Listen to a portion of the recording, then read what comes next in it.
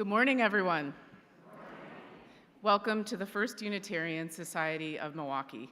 I'm Trudy Watt, and I'm pleased to serve as your worship associate. I am delighted to introduce our pulpit guest today. Reverend Hannah Roberts Villeneuve serves as the co-minister at the Fox Valley Unitarian Universalist Fellowship. She lives in Appleton, Wisconsin with her wife, Catherine, their two kids, Ada and Benny, and their gigantic cat, Bruce.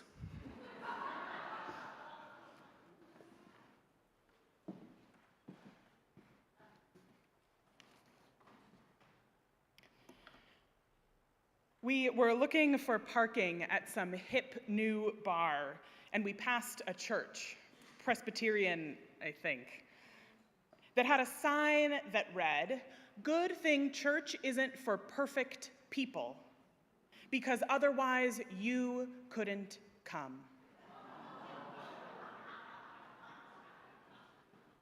Good thing church isn't for perfect people, because I wouldn't be here if that were the case, because you wouldn't be here if that were the case, because we wouldn't be here if that were the case.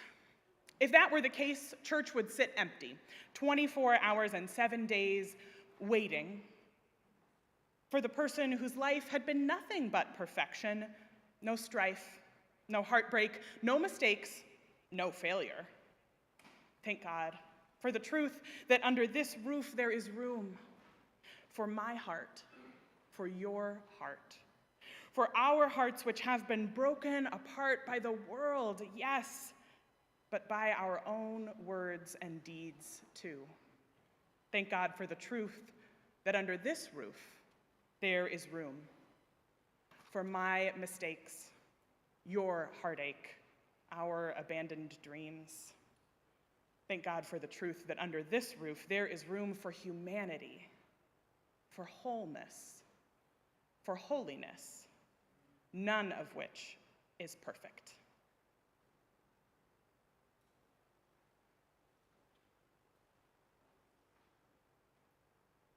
As we celebrate the community of imperfection that we are, I invite you to rise in body or spirit and join us in singing hymn number 34, Though I May Speak with Bravest Fire.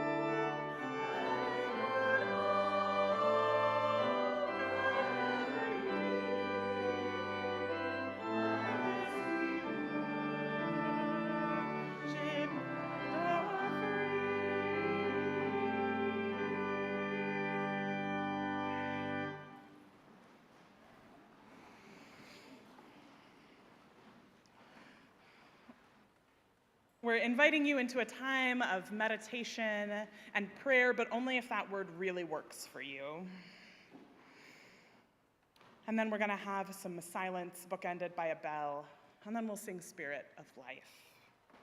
But for now, I invite you to settle into the body that brought you here today, even if it's not working like you wished it would. even if it creaks and cracks. Settle into it. Whether you're here in this room or online, settle in to this time, to these people, to this hour, to this place.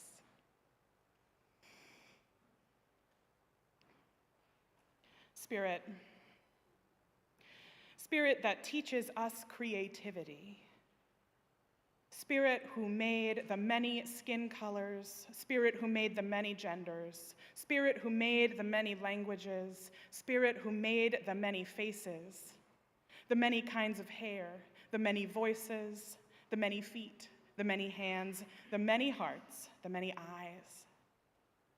Spirit who made all these things.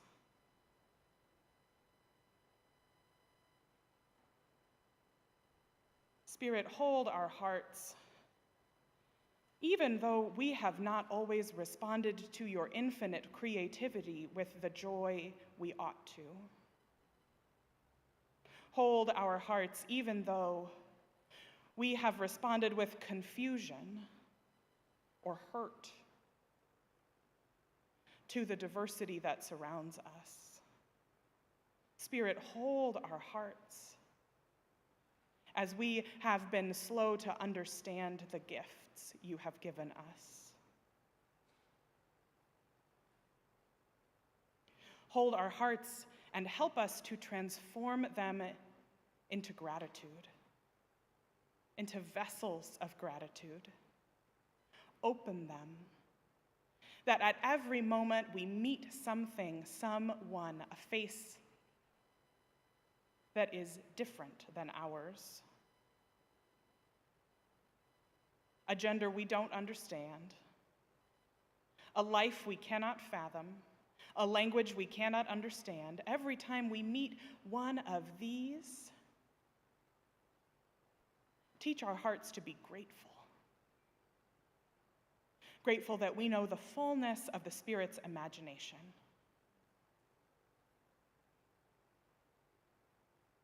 May we respond to this imagination with our own, drawing a circle wider and wider, wider and wider and wider,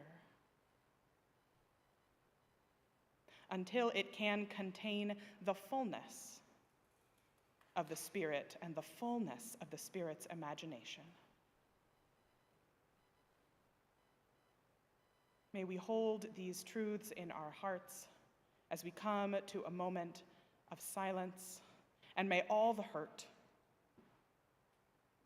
all the joy, all the possibility, all the new life, all the heartbreak, may it all be held in the Spirit's imagination and in our silence together.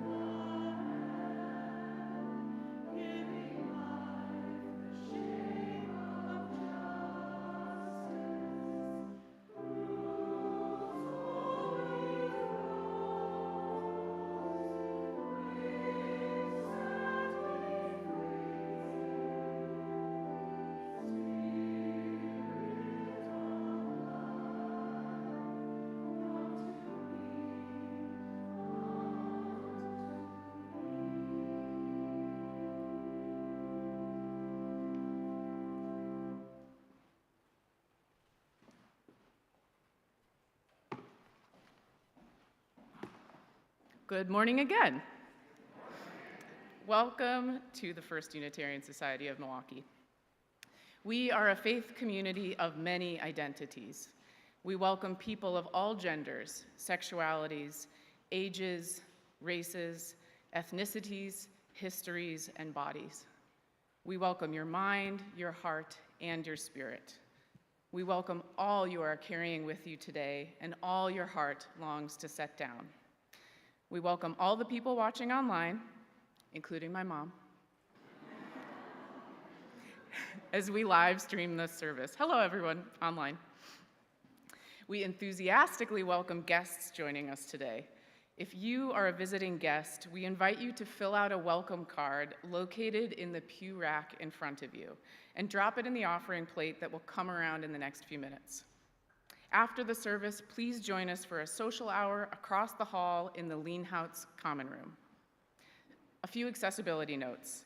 You can find hearing assist devices and large print hymnals and orders of service at the back of the sanctuary, as well as worship activity bags for children and anyone who wants them. There is a fragrance-free area in the front right pews. And if you're watching online, you can enable YouTube's closed captioning on your viewing device. I have a couple of announcements for you today.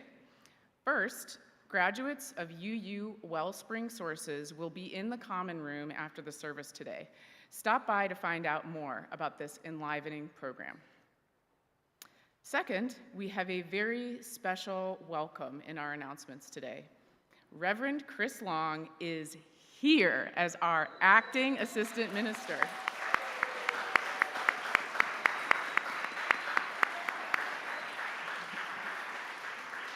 Will Reverends Jennifer, Kimberly, and Chris please come up now so we can give him a hearty First Church welcome? While they make their way up, please, yeah. While they make their way up, I want to invite you to welcome Reverend Chris personally after the service during coffee hour in the Leanhouse Common Room to celebrate this special occasion by enjoying some cake.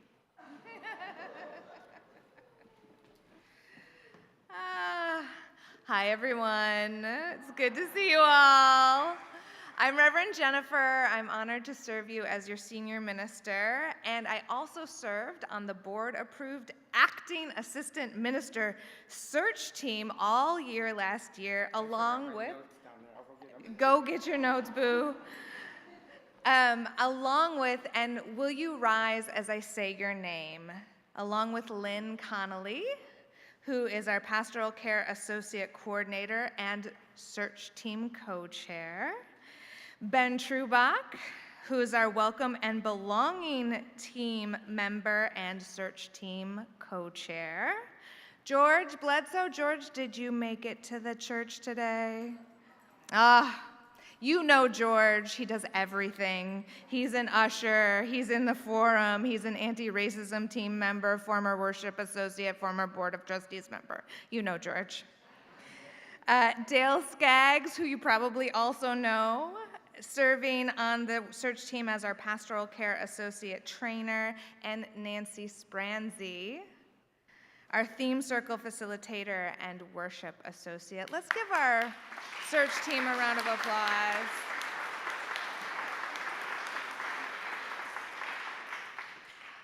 So a couple of words about how we got here today, and I just want to remind you all that Reverend Chris is not Reverend Dina 2.0. In addition to being a different human being, we also changed the portfolios among the ministers. So our acting assistant minister is going to have what's called a congregational life portfolio, which includes membership and pastoral care, as well as small group ministry, which is things like theme circles and affinity groups, things like the chronologically gifted group. Reverend Kimberly is now our Minister of Lifespan Faith Formation. So the final thing about the position, acting assistant minister, what does that mean? Acting means that Reverend Chris and First Church have agreed that this position is going to last for 3 years, and at that time we have the flexibility to consider a long-term hire at the end of the time period. So our search committee, we gathered in October of 2024. We prepared our congregational record. We reviewed and interviewed a whole bunch of Unitarian Universalist ministers. Including having a weekend-long interview with our top candidates, which Reverend Chris not only survived, but is here alive to tell the tale. The search team knew Reverend Chris was the right match to serve our congregation because of his deep relationality, his warmth, and his spirituality. His spiritual depth was so clear to all of us, and it will be clear to you as well. He accepted our offer in March of 2025. We announced it to you in April, and he just arrived, so be gentle, on Friday, August 1st. So Reverend Kimberly has known Reverend Chris for quite a long time, so I'm going to let her do a longer introduction of him. Hello, good morning, everyone. It is so good to be back with you today. And it is my honor and delight, both professionally and personally, to welcome Reverend Chris Long as our acting assistant minister here at First Church. Reverend Chris has been serving as the Minister of Congregational Life, focusing on pastoral care and membership in Baton Rouge, Louisiana. I had the privilege of going to his Kwanzaa service a few years ago there, actually. He has a great deal of experience from 25 years as a Unitarian Universalist, 16 years as an ordained UU minister. And he also loves the congregational life, focusing on pastoral care and membership in Baton Rouge, Louisiana. I had the privilege of going to his Kwanzaa service. He lives several decades in Madison, Wisconsin, which is where I had the privilege as a Unitarian Universalist, as we were both members of Muyacum. That is the Madison Young Adult and Campus Ministry Group, focusing on pastoral care and membership. Just let us know. He lives several decades. Reverend Chris is known throughout Unitarian Universalism for his pastoral care and his spiritual depth.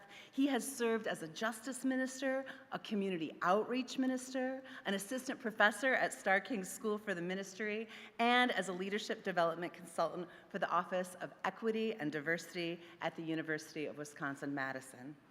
We are so excited to broaden the diversity of our ministerial staff in these fraught times. Increasing our racial and gender diversity strengthens our resilience by broadening our ministries team's cultural awareness and perspectives.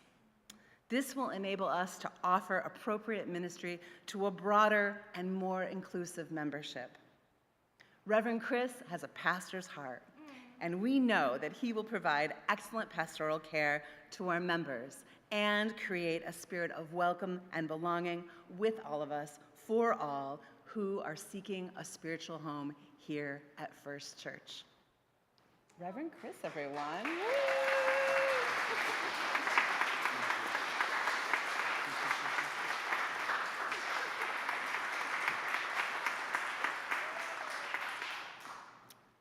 Morning. Can I get a little bit more? Morning. Morning. It is indeed, readers please, it is indeed a delight to have been so warmly welcomed by both of you, Reverend Jennifer and Reverend Kimberly. Also, when I arrived on Friday, they gave me a gift of fresh flowers and a Milwaukee heart card. If you've not seen those, it's amazing. So thank you. Thank you, the search team. Let's give it up again for the search team. Your board and your staff who have welcomed me with open arms. I come with a soul full of gratitude and sustainability, hope, and possibilities. A few things as we're getting started. Would you be open to my taking a few quick moments to take you all in for just a few seconds? Yes?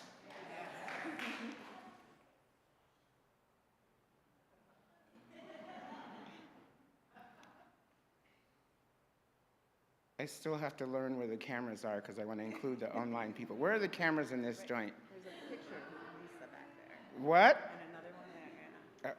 Oh, you're everywhere. Okay, they got lots of cameras, and we include you in our circle here this morning. A little bit about who I am and where I come from. I was born in Memphis, Tennessee, exactly 20 days after Dr. Martin Luther King Jr. was murdered, to Shirley Mae Jones Long, my mother who is deceased, and Bang Long Jr., both of them. I was talking with someone just ever so briefly as they were walking in this morning. Ancestral knowledge, we'll talk more about what that means to me, but it's significant in the person who I am and who I want to be in the world and here in Milwaukee. As Kimberly said, for the last 25 years, I proudly consider myself a Unitarian Universalist and out as 401% gay. I got the 1% on my last day with the Baton Rouge Church from the senior minister. He added a 1% to my 400% gay. So why not? It's my last day. And just today, say today with me. Today. Say today with me. Today. Today, or actually it was Friday, we start our official journey here with Reverend Jennifer, Reverend Kimberly, the staff, which is voluminous and dedicated already in my few weeks of being. We've been connected since January, March, February, whatever. We started and I signed in April. Their dedication to me has been humbling. My move here, I've been here since July 1st and getting to know the city anew. And I look forward to working as sustainably, say sustainably, joy-filled, to meet this absolutely critical moment of religious courage, moral integrity, hope, and fun. Can we say fun? This church don't do fun, does it? I heard you didn't do no fun. Hands went up in the back. I only saw one hand. Give me some more hands to do fun here. Thank you, thank you, thank you, and let's chat.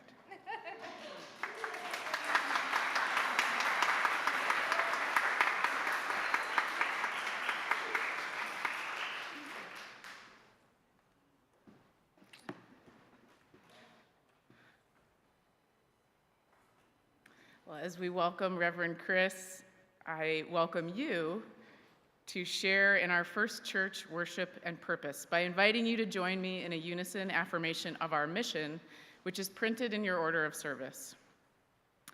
We gather to nurture the spirit, engage the mind, and inspire action.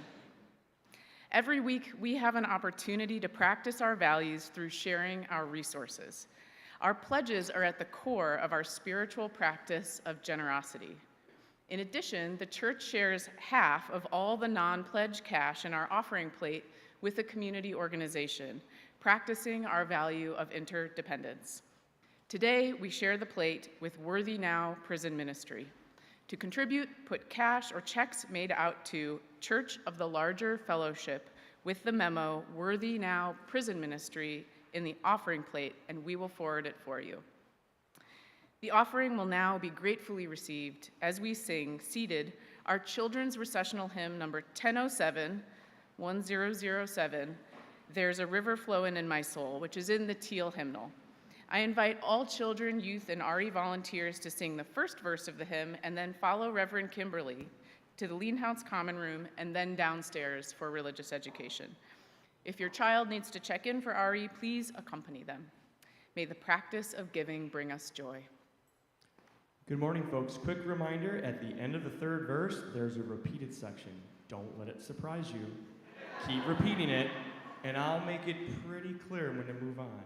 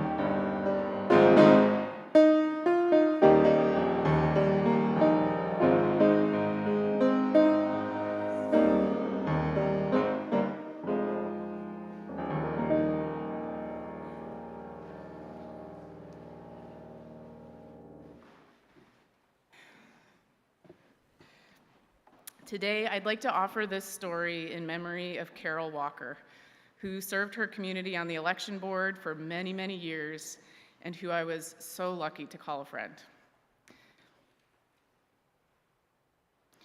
I've been drawn to service and activism since I was a kid, though I didn't have that language for it at the time.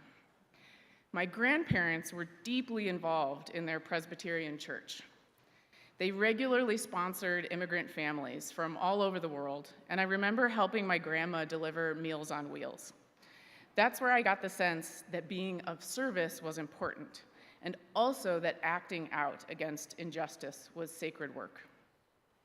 So in my teens and 20s, I did what I thought I was supposed to do.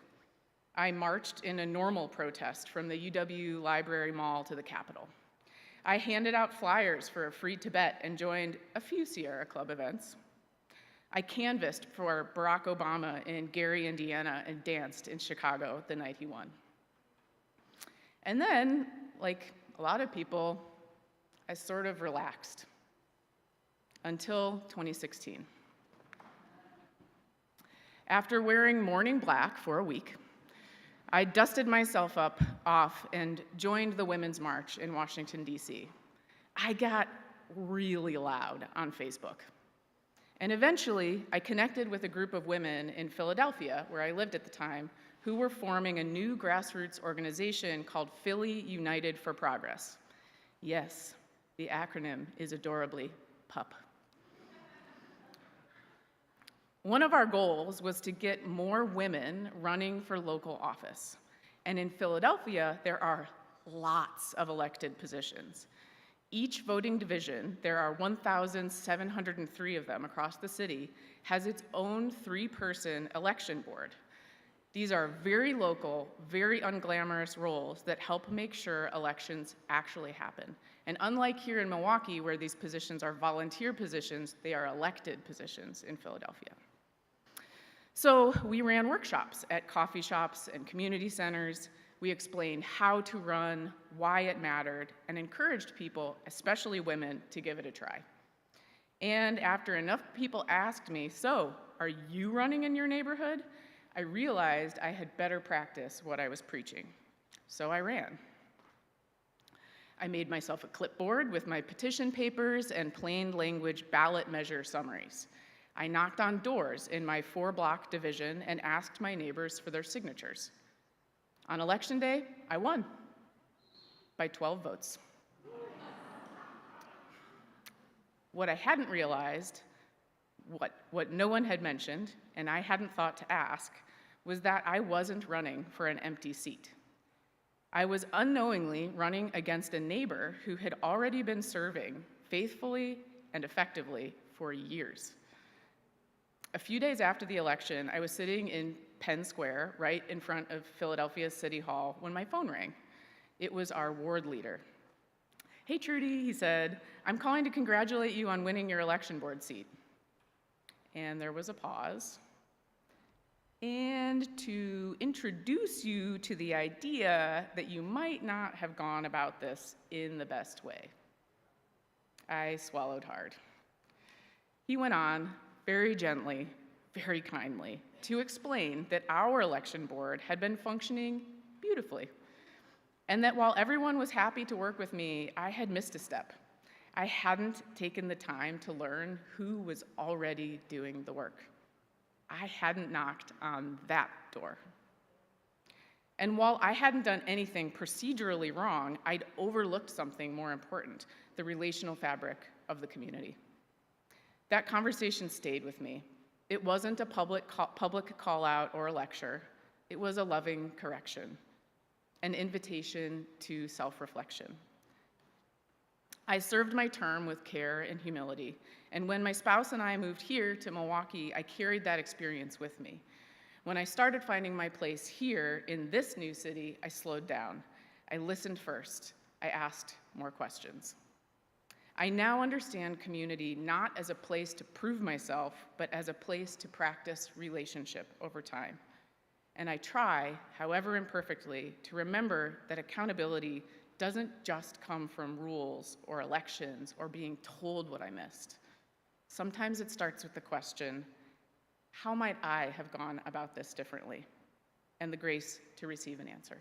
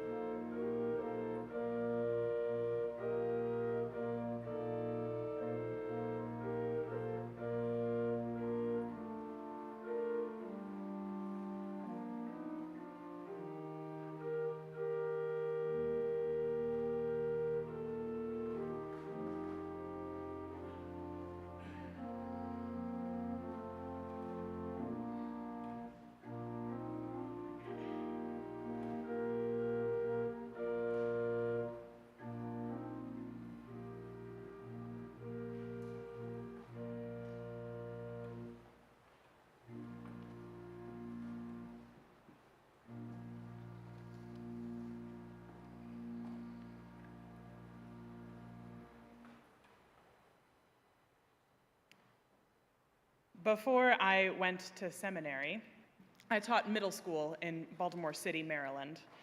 Specifically, I taught English to speakers of other languages, or ESOL, in a couple of middle schools. And most of my ESOL students, almost all of them in those schools, were recently resettled refugees from Nepal, Bhutan, the Horn of Africa, and the Middle East. Sometimes it was hilarious and sublime and life-giving. I will never forget the day one of my 8th graders came in before the first bell and demanded that I teach him the English word for what was happening on his face. It was his first big zit. But other times, the complexity and the trauma, both of my kids in my classroom and the kids in the other classrooms in the school, were overwhelming. And I felt inadequate pretty much every day that I walked into work. One day I was showing a documentary to my intermediate students who'd been in the country for a few years but still needed a decent amount of support with their English learning. And it was the PBS documentary Eyes on the Prize about the Civil Rights era. We had just finished a segment about the Freedom Riders and paused the video for discussion. one student raised her hand and asked, "Miss Roberts, what were those white people doing?" Sirens blared in my head. This is not a drill. This was the moment all of the anti-racism workshops I had ever been to was leading to. This was my entire Unitarian Universalist childhood, youth, and young adulthood, and we're all leading to this moment where I would explain the inner workings of racism in our country. I launched into my explanation of how it was possible to engage in violent hate. Briefly, before my student interrupted me, with the sort of patient disdain that only 7th graders can muster. No, Miss Roberts. What were those white people on the bus doing? The ones with the black people. I helpfully began, before stumbling haphazardly through trying to explain the inner workings of why white people sometimes acted in solidarity with black people. Meanwhile, my brain was mostly blue screening. Let's just say I'm glad there's no recording of what I said in that moment. Right, what confounded my student wasn't the racism, the violence. She had context for all of that. What confounded her was that there were white people who would risk their lives for their black neighbors. Nothing in her lived experience, none of the nice white people she had met in the refugee resettlement process, none of the nice white teachers she had had, not even me and my impeccably anti-racist politics, had given her any context for that kind of solidarity from white people. And that moment for me was an inflection point in my learning, because it put right in my face that trying to have the right political positions, that trying to avoid saying offensive things, those were me trying to avoid something, trying to make sure I didn't break any of those external rules about racism, and I had gotten pretty skilled at making sure that nobody could mistake me for a white supremacist. But what did I actually want to do? Who did I actually want to be in relationship to people? That was harder to articulate. And suddenly, all that had felt certain and rigid in my understanding of what it meant to dismantle racism as a white person was shifting. It was amorphous and no longer dependable.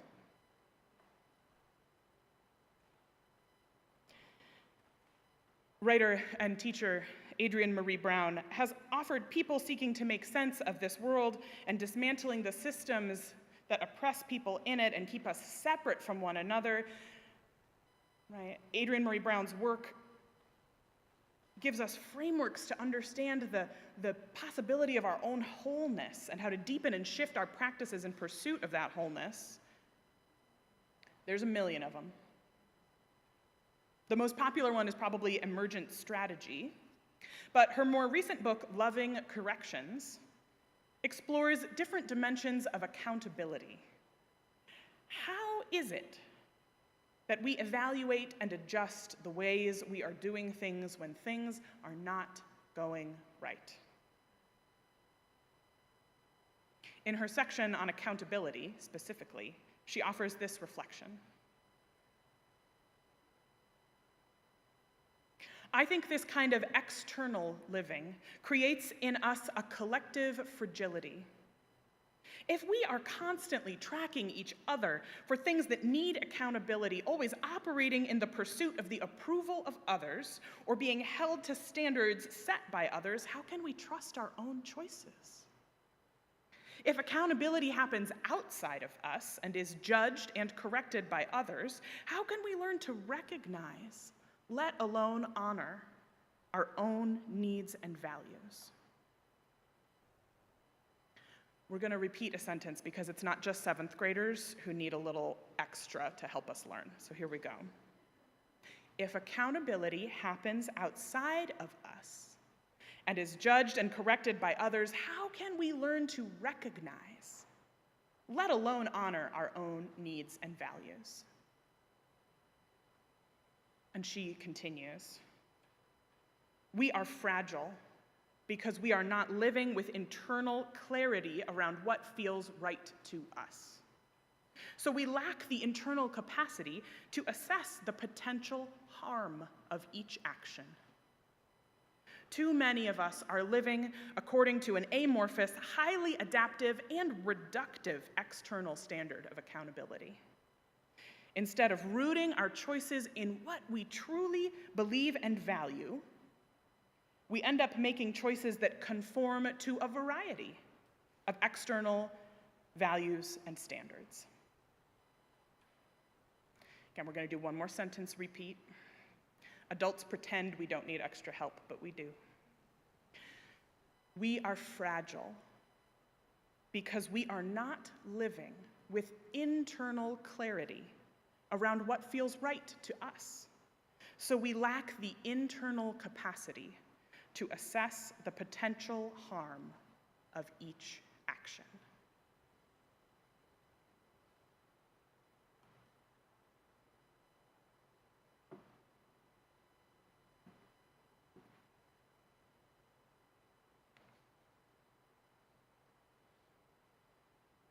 So I experience that framework as a reframe from a desire not to offend, which, to be clear, this is not an invitation for you to suddenly become offensive because you think it's funny.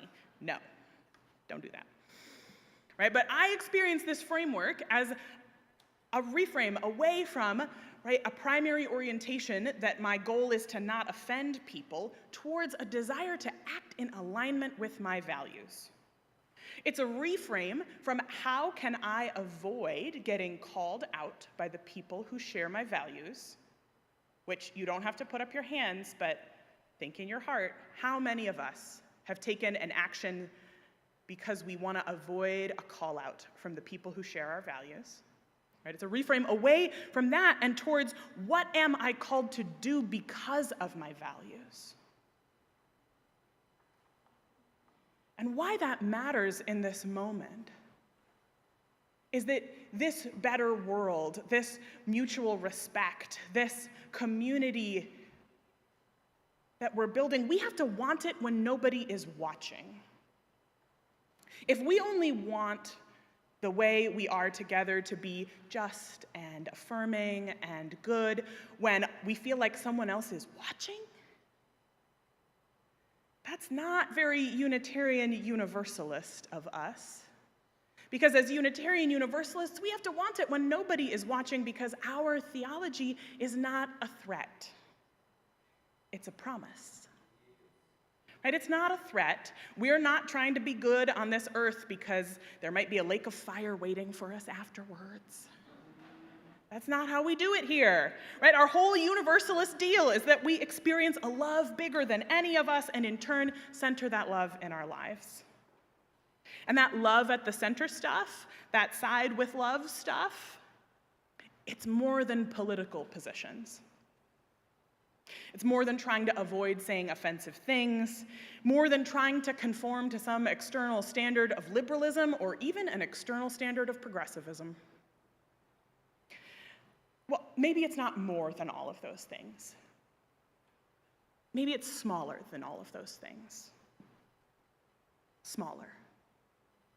It's less certain, more intimate, less constrained, more relational. Less shame, more complexity. Less fear, and more clarity. My goodness, don't we need that in this moment? As we watch children starve in real time, emboldened by our own government, we somehow struggle to find the language and the courage and the depth of relationship to speak to our values about it with one another. As leaders from all directions, all directions, seem eager to treat our trans siblings and children as a bargaining chip rather than whole humans, but we are still having anxiety meltdowns about pronouns. As people in our neighborhoods and our families and people here in the pews this morning, if you think they're not here, I assure you they are, who are facing unthinkable choices as they prepare to lose their Badger Care, or Medicaid benefits. But we can't quite full-throatedly declare people over profit because it might be uncomfortable, because some people in here have profited, and won't that make them uncomfortable? Won't that not be nice to them? And our little conflict-averse Midwestern hearts start to seize. And friends, me too. Just because I had that revelation when I was teaching doesn't mean I have it all figured out, doesn't mean I have figured out the fullness of what it means to hold myself accountable to living my values with integrity in this work. Maybe I've just learned more about what doesn't work. So here's something. Nugget. I had that revelation when I was teaching doesn't mean I have it all something that hasn't mean I have figured out the fullness of what it means to hold myself accountable. And so maybe it'll help you too. To living there are, as you are well aware, 1,001 different trainings. Maybe I've just learned more about what ideas, inventories, cross-cultural. So here's BuzzFeed quizzes that you can take to try to understand what's wrong with you and what you need to fix about yourself. And then eventually, if you do enough of those trainings, the anti-racism thermometer goes to the top, and then we've solved racism, right? Is that not how it works? Oh boy. All right, well, my favorite of those frameworks is called the Cultural Humility Framework. It was developed in the 90s in a healthcare setting by the professors Melanie Turvalone and Jan Murray Garcia. And it was originally a way for providers to interact with people in ways that were less racist and more culturally sensitive, and the framework they had was called Cultural Humility. It is still one of them, it's like one of those, it's like a Honda Accord. It's just like, it's still going after the 90s. Beautiful.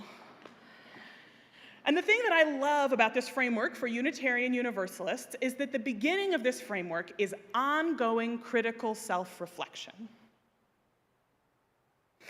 And now, later in the framework, or also as part of the framework, there is an invitation to institutional accountability. But it's like sticking a Post-it note over that part for you today. Because Unitarian Universalists, in my experience, we actually love to jump to institutional accountability.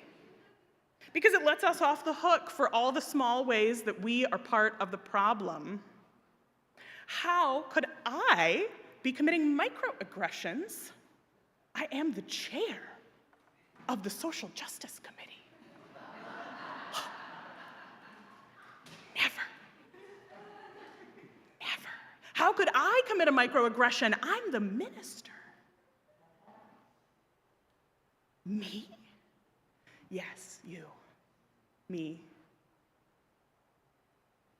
And so I invite us to begin with ongoing critical self-reflection, because that is how we develop that critical insight that Adrienne Maree Brown is talking about, that ability to assess the potential harm of an action or inaction right inside of us, before it comes out of our mouth, rather than letting it come out and waiting for someone to email us and tell us that we maybe did a racism in that meeting. Or letting it come out of our mouth and then following it up with, I'm so bad with pronouns.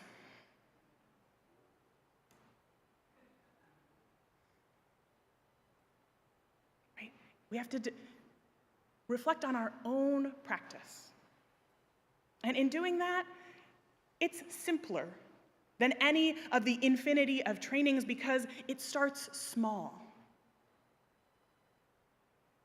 It starts with knowing that accountability has to come from within you and within us.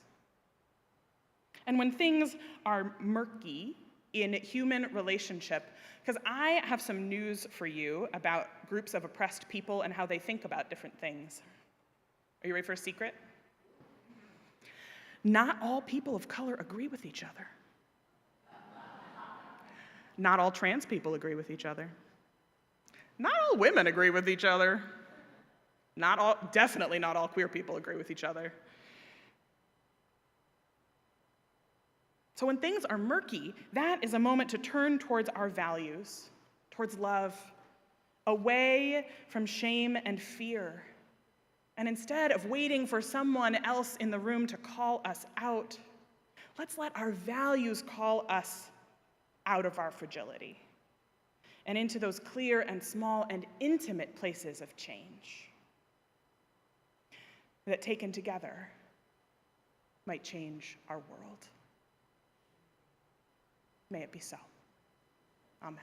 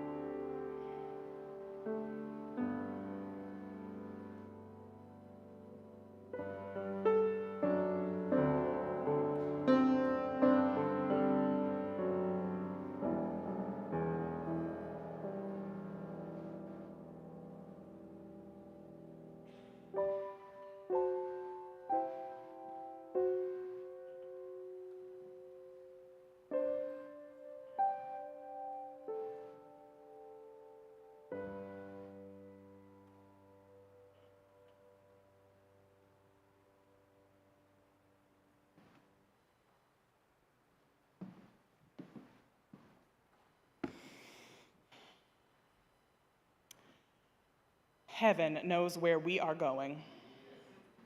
But we know within, it is within your heart. It is within our heart. Our values call us into it, not out of it. Go forth and bless this world, and in doing that work, know yourselves to be blessed. May it be so. And may we, do we rise for this hymn? You all know better than I do. Yeah. Rise in body and or spirit. You can pick one or both. It's up to you. And join us in singing hymn number 1020, Oh Yeah Yeah.